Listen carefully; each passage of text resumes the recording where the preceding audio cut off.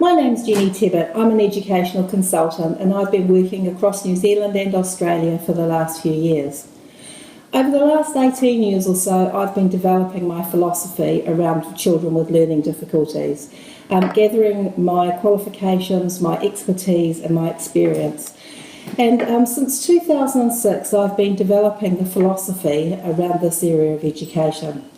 There are two key things that I'd actually like to share with you today. One is the four-wave theory around education, and the other is the differences in teaching this group of students. And this journey all started for me when I was working with Speld New Zealand on the National Executive, and I remember attending many meetings with ministers, with Ministry of Education, also Special Education. And I can remember at one of these meetings, somebody actually said to me, "Who are these children?" And I remember thinking at the time, why am I being asked this question? And I can remember not giving a particularly good answer at the time, but the question actually bugged me for quite some time, and slowly this model began to evolve.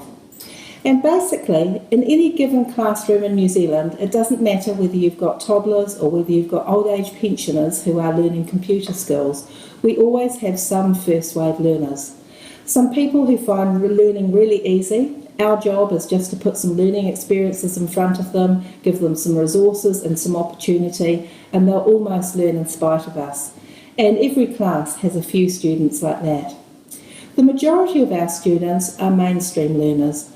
Children who may be above average in intelligence, also performing above standard.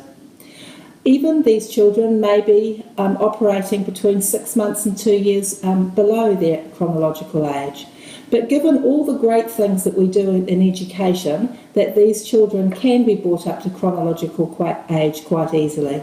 And I'm talking now about the good things that we've done in education, such as the Ministry Literacy and Numeracy initiatives that have been brought in, our work with RTLB, RT-Lit, having Senkos in schools. We've also got some excellent programs, tutor reading programs, things like rainbow reading, learning staircase, steps, and also we have our reading recovery, as well as teacher aides who work with these children and support them well. And mostly mainstream children, even if they are performing below their chronological age, can come up to chronological age quite easily. Now I'm actually going to miss third wave students for a moment, and I'm going to go to fourth wave. Our fourth wave children are looked after by special education. And these are often the children who've got major sensory difficulties like vision and hearing, children who have intellectual difficulties, children who have major physical difficulties, and also special education looks after the behaviour initiative. And although there will always be children who slip through the system, or somebody who says that somebody should have got funding and didn't, that in New Zealand we put a lot of money and resourcing into the special education area. The group that's actually missing in the middle is our third wave students. And our third wave students are the children who have things like dyslexia, dyspraxia, children who are on the autistic spectrum, children who have auditory and visual processing disorders, and even ADHD. And the reason I include ADHD in there, not because it's considered a learning difficulty, but often children who have ADHD also have a learning difficulty.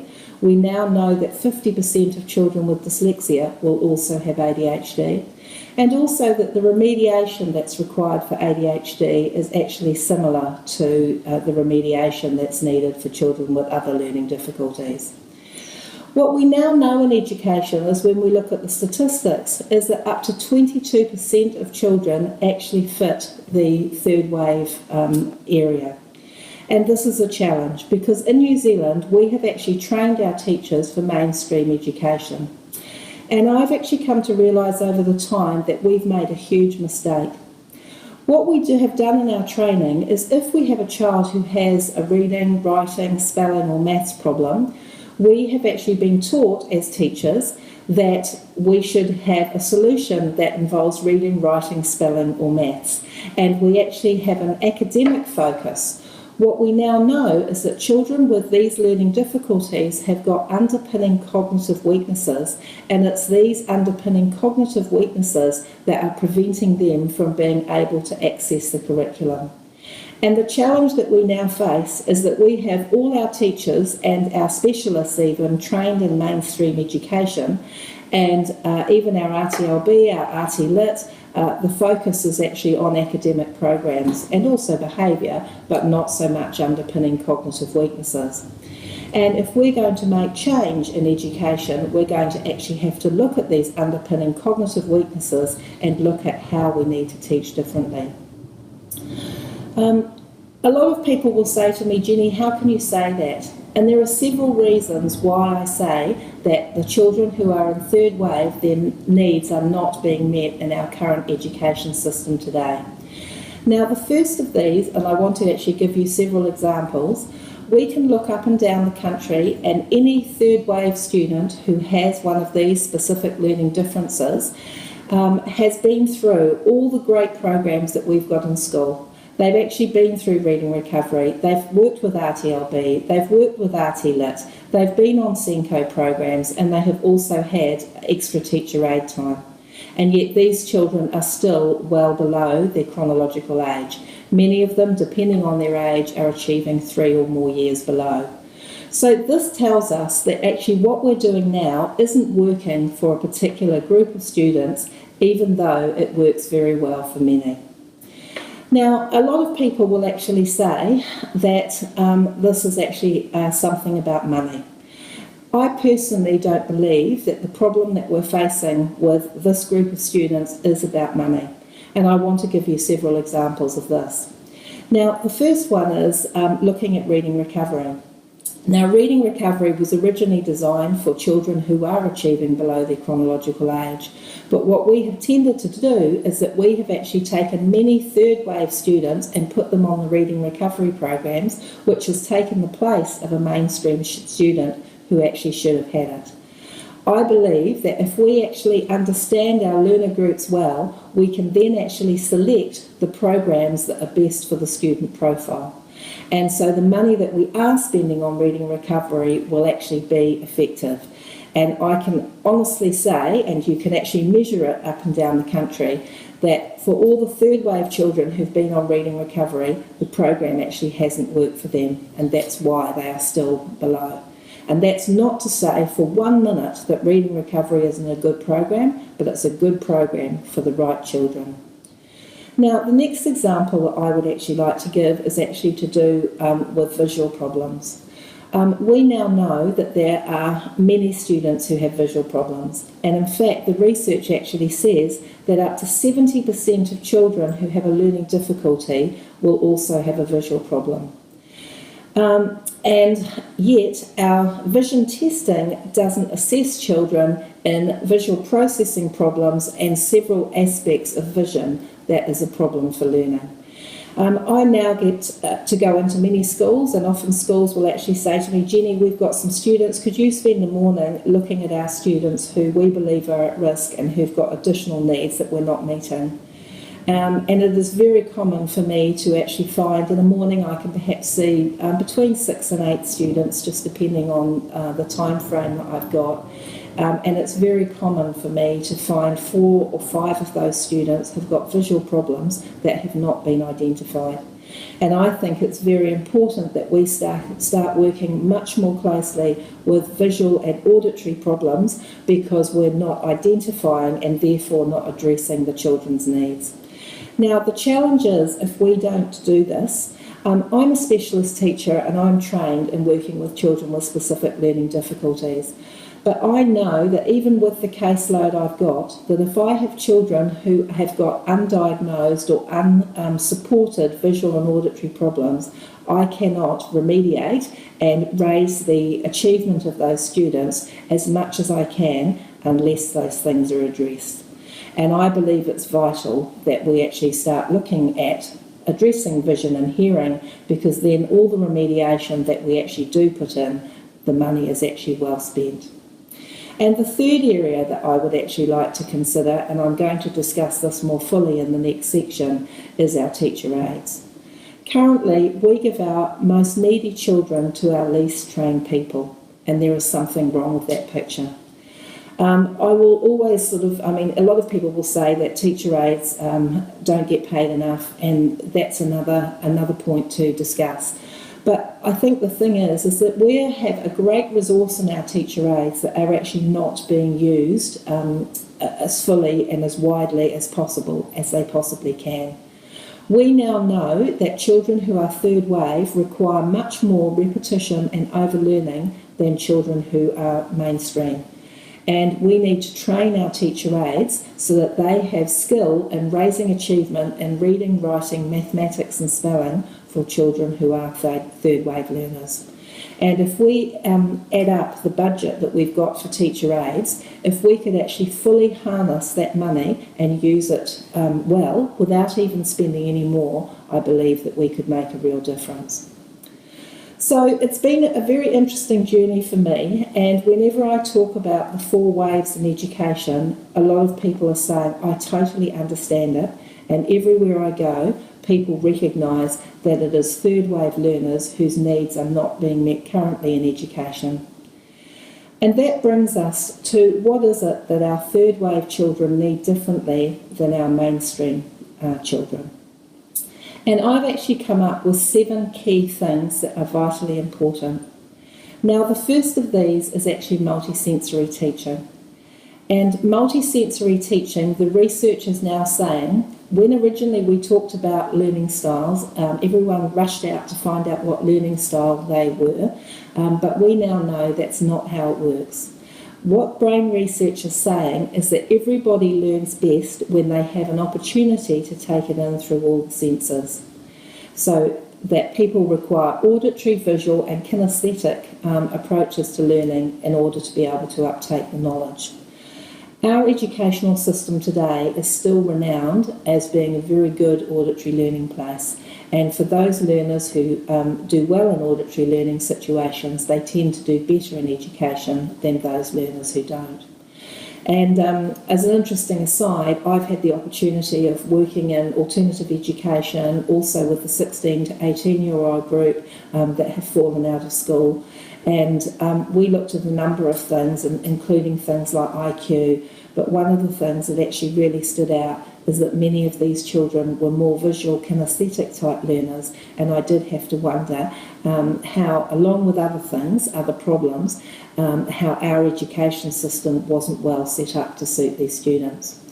Now, the other thing about multisensory that's really important is if you have a child, and we now know that our third wave learners are likely to have either an auditory or a visual processing type problem, and there are about 6 or more different types of problems that they can have in the auditory area or the visual area. Now, if we have children who have either an auditory or a visual problem, let's say that you have an auditory weakness, and if you're in predominantly an auditory environment, you're actually going to struggle in the classroom. And vice versa, if you've got a visual problem and you're primarily with a visually based teacher, you're going to have a problem. So it is even more important that we have multisensory teaching operating throughout the country. The second thing that I'd actually like to talk about is structure. And most of us would actually agree that our schools are structured places. That, we have good timetables, we have set times for starting in the morning, we have break times, we actually have routines. And that provides our children with a lot of structure. What we also now know is that our third wave children actually require more structure. And I often ask teacher aides or even teachers who are at courses that I run, how many people, could you raise your hand if you've come away on your course today and you're concerned about certain children? And basically, third wave children have trouble with structure. They have trouble organising themselves, they have trouble with routines, they rely on their parents, they actually rely on their class teachers, and they also rely on their teacher aides to provide the structure that they can't provide for themselves. And often we find, I work with an organisation still on a voluntary basis, our office gets more calls on days where there are relievers, and not casting any aspersions on our relievers, but it's actually more about that when somebody is not there or something changes in a classroom situation, we have removed the structure that some children can't do without. And so very often we get more stand downs, we get exclusions and even suspensions on days where there are relievers. And our office tends to get more calls from schools and also from parents on these days. And I believe that that is to do with the structure not being in place. So for our children, they actually need more structure than most. Now, the other thing that I talk about, the third idea, is sequential. And when we talk about development stages of learning, our aim is that we will actually teach children sequentially. But what we often find is that some children end up with a lot of gaps in their learning. And we find children who go off to secondary school, they may be a Year 9 student, but they still may be at level 2 or level 3 of the curriculum. And they struggle to access the curriculum because what they're being offered, by and large, is the year level teaching rather than a developmental process. And I talk about this like colouring books. And we probably all remember dot-to-dot colouring books. And if you had a 1 to 50, and if you drew dot-to-dot from 1 to 50 consecutively, you were actually able to see the picture that came out.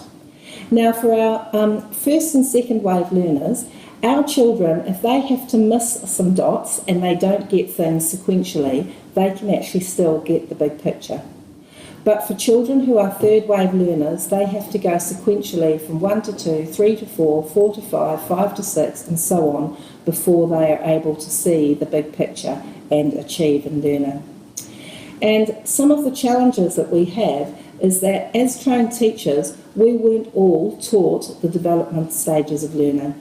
And although we would like to think that we do have it, I think primary teachers actually have it in some areas, but we have to know very clearly where our children are at now, what their next steps in learning are, and take them through sequentially. And unfortunately, our high school teachers haven't been trained that way. Our high school teachers are still trained in academic areas, and it was assumed that by the time children got to secondary school, they would actually be able to read and write well enough to access the curriculum. And now we find that we've got children at level 2 and level 3 in the curriculum at secondary school, and we've got teachers who aren't trained in the developmental stages of learning. Now, a lot of secondary schools have actually understood this problem, and many of them are actually hiring primary trained teachers to operate the SENCO and the learning support roles, which is actually a great start. But it still means that these children are going off to subject teachers who are trained basically in curriculum areas rather than being trained in the developmental stages of learning. So this whole area of sequentialness means that we've actually got to do a lot more work around teacher training to ensure that teachers do understand the development stages, they know exactly where a child is at, and move them sequentially from stage to stage. Now, the fourth thing I would actually like to talk about is the idea of repetition and overlearning. And we now know that children who have got learning difficulties, if it takes the average child 7 times to learn something, for some children this can be exponential. And that means that some children require 7 times in terms of learning a particular concept, and other children require 49. Now, I'm not sure how any class teacher, no matter how good they are, can cater for a classroom where you have a child that requires 7 times and you have other children who require up to 49 times. And this poses a huge challenge for education. Now, one of the things that I have looked at is how we're going to solve this problem. And I talk about a model or a system where we actually get class teachers doing 7 times best practice. If the average child takes 7 times, then we want our class teachers to be delivering best practice, to be very knowledgeable, and to be doing good first practice teaching. Now, we also actually have RTLB, RT Lit, we have SENCOs, we also have some specialist teachers who come into schools, and if children are very lucky, they may get 1 or 2 lessons a week from those specialist teachers. Given the financial constraints, it's probably not likely to be more than that, but if they get 1 or 2, that's great. Then we also have teacher aides. And if we train our teacher aides really well in repetition and overlearning and focusing on reading, writing, mathematics and spelling, for example, and train them really well in raising achievement, then those teacher aides will be able to support our children. And let's say we can set them up for 3 sessions a week. Now, I also run courses for parents, and I am the parent of a child with who has had ADHD and dyslexia, and I have actually learned very quickly that the input that's required for my child is much greater than it is for other children. And I don't feel that it's fair of me as a parent to expect a school to be able to cater for the needs of my child solely on their own when I know that my child requires that much more support. So I've been running courses for parents around the country and talking to parents about these statistics, and many parents are actually understanding that it's their duty to actually get in and help. And we're running some great training courses which help parents with tutor reading, tutor writing, numeracy and spelling programs, and we ask that parents either give themselves or arrange, maybe it's a grandparent or a family friend, to support in the learning process, and that these children get another 3 sessions a week from family. And finally, we also have some great computer programs. We have programs like Learning Staircase, Reading Eggs, Mathletics, Maths Buddy, all those types of things, the things that have genuinely been shown to make a difference. And I'm really excited about the new Moving Cog and the memory training, short-term and working memory training programs that are coming out, because we now know that these are of such great importance. And if we can get these happening for a child at least 3 times a week as well, then we can be quite confident that we've managed to set up good classroom practice, specialist teaching, use of teacher aides, use of families, and use of computer programs is going to come somewhere close to the amount of repetition and overlearning that these children need. And I would say that so far we actually haven't come close even to the amount of repetition and overlearning that children need. The next idea that I would actually like to talk about is brain compatible. And I think we're in a much better position today to be able to look at the current research and say what children need than we were in a position than we used to. And some of the things, for example, we now know that the amygdala and the emotional centres of the brain are so much more important than what we first thought in education. And our third wave children are often stressed. We've actually even had a lot happening around the country in terms of children living in poverty, so having their physical needs not met. Children who have got learning difficulties also have anxiety issues and so on. And we now know that we need to be addressing the emotional needs of children before that they are able to learn. And so this changes the way that we understand classrooms. We've already talked about multisensory and why multisensory is so important. And so I was fortunate enough to go to a couple actually of brain research conferences, one in Melbourne a few years ago, and recently I attended one in Christchurch. And there's a lot of information coming out now that we need to take into account and make sure that what we're delivering for our learners supports, brain compatible learning. I also would like to talk about metacognitive strategies. And to me, metacognitive strategies are just like phonics. And there's been a huge debate in New Zealand and overseas as well about the role of phonics and the role of whole language. And I found it a very interesting debate, because one of the things that I realised quite quickly was that we actually need both. And if we look at our first wave learners do not need teaching phonics. They actually pick up letter sound knowledge, and they know the way that words to go together. It's actually in their bones. Our mainstream children need some phonics teaching, but they also do well in whole language. So provided we have a good mix of both in the classroom, our children tend to do really well. Our third wave children, if they do not get specific phonological teaching, they actually never learn to read.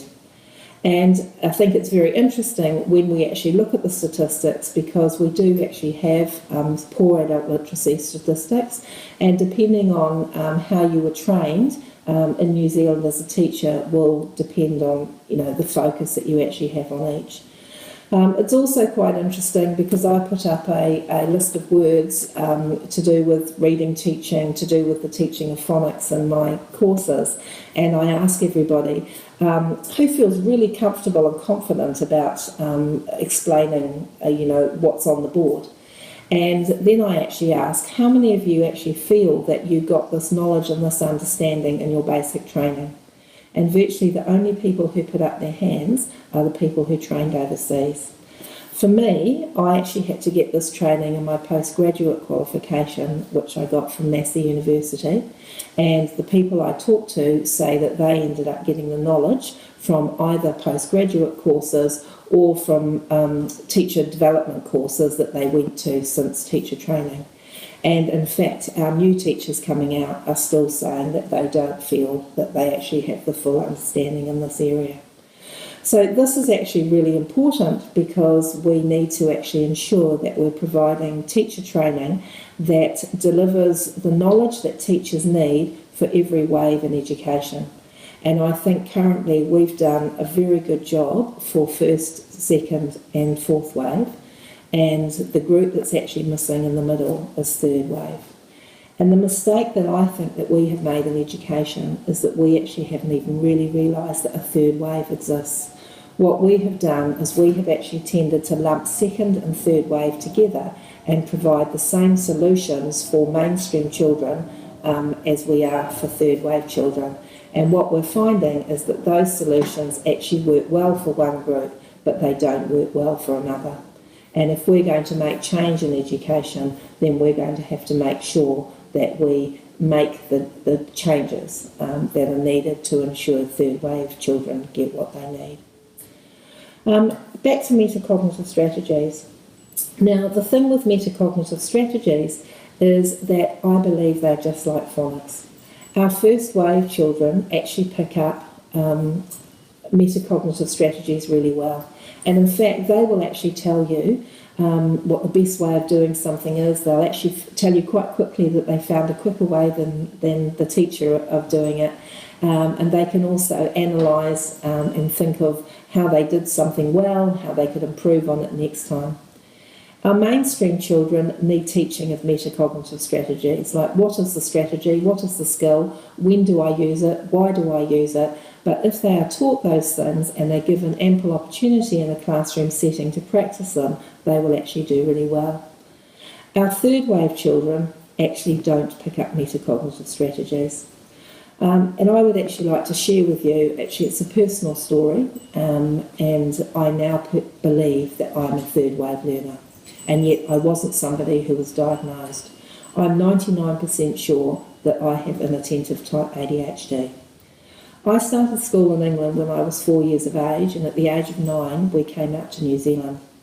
And there was 5 children, and it was decided that they should give us all an IQ test, and because the years were different, we either had to get put 6 months ahead or 6 months behind. And they decided to give us all an IQ test, but on the basis of that, they actually put us all ahead. Now, in effect, it actually turned out that I was 18 months to 2 years younger than all the children in my class. And I went through school and I absolutely struggled. I can actually remember having special maths lessons with the principal and not feeling particularly good about that. And part of that was to do with the curriculums were different. But I was a good student. I actually worked hard. I did everything a teacher would want in class. And I went through school and I got to school C and I failed. I got 51 for English, 50 for geography, 43 for science, 42 for maths and 40 for French. And I can remember feeling really disappointed. I used to study 3 hours a night. I always did my homework. I was the kind of student that any teacher would want in their class. Somehow they let me into the sixth form, and I remember in the sixth form, the first sort of exams that came through, I actually got 30%. And then I didn't become quite the model student. I became very disillusioned. I actually started ducking school, and I left school, as I said, disillusioned. 18 months later, I decided to go back to school. I wanted to be a teacher, and I went back as an adult student, and I managed to get UE accredited. And I worked very hard. I went back to my, studying all the time, and I only just got accredited. But I went off to Teachers College, and I remember being worried the whole 3 years that I was there that I was going to fail. And basically, I ended up as pretty much a C+ student, and I did actually get the odd B. Now, at the age of 40, I decided to go back to university to finish my degree. When I went through, we actually only had a diploma. And I remember I had 6 papers to do. I decided to do 2 papers at summer school, 2 papers during the year while I was working full-time. And by that stage, I had become a Senko. And also, I did 2 papers the following summer. Now, the point of the story was, the first paper that I sat was sociology. And I remember joking, and I wasn't really joking because I didn't know what sociology meant. But somebody said sociology is more about the world's influence on you, and psychology is your relationship with the world. And I remember listening to this lecturer up at the front talking about, and basically what it was learning to learn. And she was talking about what effective learners do. And the effective learners don't read things 100 times. They don't actually learn things off by heart. They don't overstudy. They use things like mind maps. They use things like highlighters. They look at keywords. They relate the material and the information to their own lives and how it works for them. And I thought, I can remember actually going quite pale. And I remember thinking, if this woman up the front is right, I'm 40 years of age, I've been a teacher for quite some time, and I don't know a lot about learning. And that's a problem. And I remember we went on with this Learning to Learn unit, and we had a test a few days later. And I decided I was actually going to throw out everything I knew about learning, and I was actually going to do exactly what this person had said. And so when I studied for the test, I didn't stay up late and study overnight. I didn't get up early the next morning and study. I didn't learn anything off by heart. I didn't read things 100 times. I did do some mind maps. I did highlight some keywords. And I certainly related the information, to my own experience and my own teaching. And I went and sat the test. And the test seemed to go okay.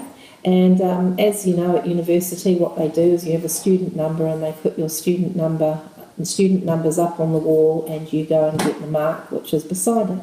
And I remember walking over to the wall, and there was a 1 beside my name, my number, and I thought, I've made a mistake.